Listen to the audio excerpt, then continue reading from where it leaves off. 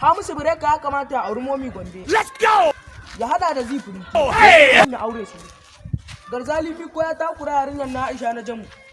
Ya kamata ya aure ta ita ma wannan. Irab yarinyar nan ta ma ciwo TikTok. Da hoto da wannan ganin hotunan ya ayama. Hasburu. To wallahi sai ta. Sumayya kuma Franzo za ta aura. Na gaya ma. Wannan bawan Allah lafiya yake. Azir M Ahmad yayi wakan da ta yi daɗi. Jira shi kawai. Bara mu jira shi ya gama ni ma da man tun ina yaro nake so. Wallahi ni ma haka. A ce da mu ɗan fim ne.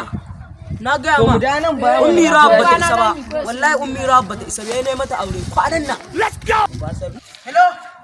Me shadda ka ga Musa mai sana'a.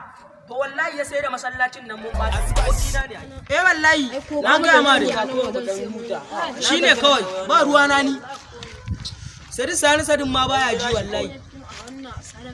Abale wallahi duk gaba shi na fi shi zama. Duk gaba awale na. Kuma dan sanu ya daina daukar wanka. Yaji zai dawo sawa 20 kamara ya zai dawo sawa dan arawai na.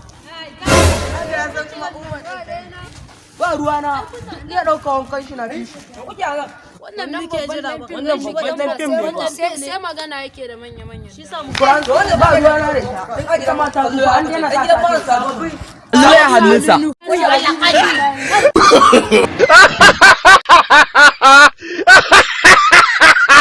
Danna subscribing sannan ku danna ƙararrawa domin samun sababbin shirye-shirye. Shiryenmu da zarar mun dora mun gode.